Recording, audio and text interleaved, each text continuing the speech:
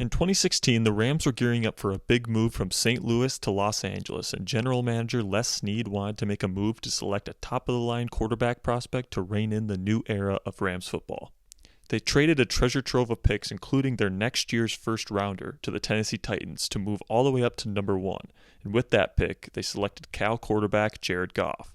It was the beginning of an era that would change the Rams, the NFL, and the game of football as we knew it, but we didn't know that yet. Fast forward to 2022, and the once fledgling franchise stuck in the dogmas of football's past has revolutionized the way the game is played on and off the field.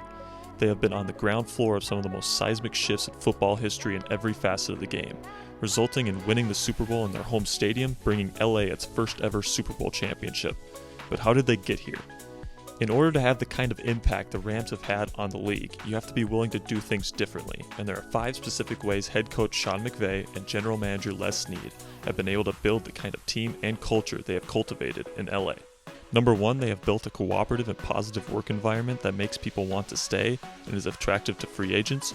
Number 2, they are on the ground floor for innovative schematic concepts on both sides of the football.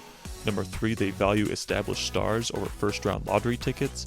Number 4, they restructure big contracts when in position to win a title. And number 5, they do not settle at the quarterback position, and they do whatever it takes to get their guy. Let's start with the first category, Sean McVay's culture. When McVay was hired as the next head coach of the Rams at only 30 years old back in 2017, there were plenty of people that thought it wouldn't work and that the young offensive guru wouldn't be able to earn the respect of the guys in his locker room. Some of them being older than he was at the time. Now, if Sean had gone in there and tried the old school approach to coaching, where he would impose his will on the team and push his players to the absolute limit, a la Dan Shula, Bill Parcells, Rex Ryan, Tom Landry, I'm sure the guys in the Rams locker room wouldn't have respected him. However, McVay approached the position with a completely different strategy, in which he would earn the respect of his players with his ability to teach the game at a high level and cultivating a cooperative and positive work environment that allowed the players to take ownership of their own team and in turn respect the leadership of McVay as the offensive mastermind behind it all.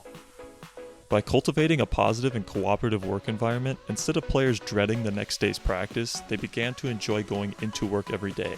And it built a place that people wanted to stay and attracted other people to join, resulting in more free agent signings and current players taking less money in order to stay put. Just a decade ago, the idea of giving players ownership over their own locker room would be considered a one-way ticket to complacency and a losing record in the NFL. But after the massive success the Rams have enjoyed since McVay arrived, more and more teams in more and more sports have adopted the Rams' approach to cultivating a winning culture by giving their athletes a fun and nurturing place to grow and chase greatness together. The second way the Rams have been revolutionary is that they stay at the forefront of innovative schematic trends on both offense and defense.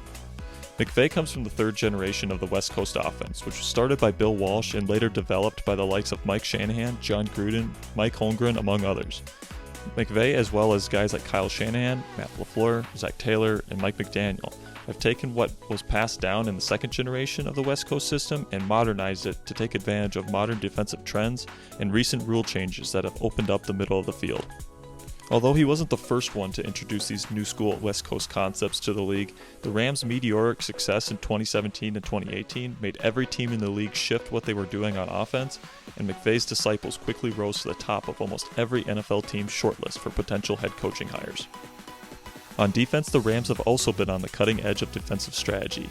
Wade Phillips was the defensive coordinator until 2019 and was one of the most innovative defensive minds in football history. Then in 2020, McVay hired hotshot Vic Fangio disciple Brandon Staley to run a unique defense that almost exclusively played with 2 high safety concepts to defend against the deep passing concepts that currently dominate the league. In the past, it was considered dangerous to put 2 safeties deep, especially on early downs, because doing so gives the offense a numbers advantage in the run game. But with excellent defenders in their front 7, Staley was able to develop a system where despite that numbers disadvantage, they were still able to be a top 5 defense against the run and the best defense overall in 2020. Staley then landed the head coaching job with the Chargers that offseason, and current Rams defensive coordinator Raheem Morris still runs that same defensive scheme to this day. Now that we've established the ways Sean McVay has revolutionized the game, let's shift to the front office with Lea Snead. And with the Rams, their philosophy centers around valuing established star talent over first-round draft picks. What the Rams understand is that draft picks are essentially lottery tickets you are hoping pan out in the long term, And especially if you're picking in the back end of the first like LA is every year, it's more beneficial to use those picks to trade for established veterans like Brandon Cooks or Jalen Ramsey than it is to take a young guy who may or may not pan out. Another brilliant tactic that LA uses is the restructured contract. When the team is in position to win a title, the team simply restructures the contracts of their star players to delay the eventual cap hit of those contracts through various means, which opens up more cap space in the short term to load up the current roster with more talent.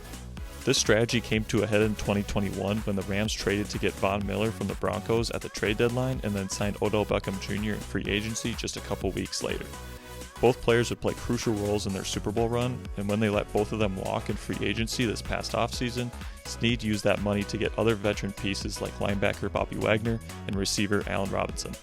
Finally, and perhaps most importantly, the Rams refused to settle at the most important position on their team, the quarterback.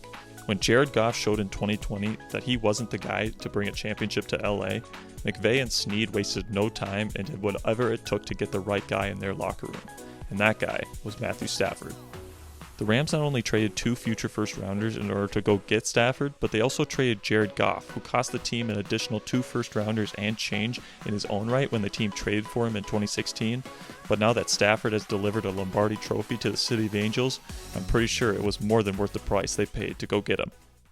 Heading into 2022, the Rams are once again considered to be one of the best teams in football, and many expect them to compete for yet another title with a reloaded roster, which would make them the first repeat champion since the Patriots did it almost 2 decades ago. There are those out there that say that what the Rams are doing is unsustainable and won't work in the long run, but when you have the kind of innovation, talent, and culture that the Rams currently have, all I'd have to say to those people is that the proof is in the pudding, and if you want to get your team to where these guys are, it's about time you do what they do and think outside the box. Thank you so much for watching. Make sure to like and subscribe to the channel, and until next time, peace guys.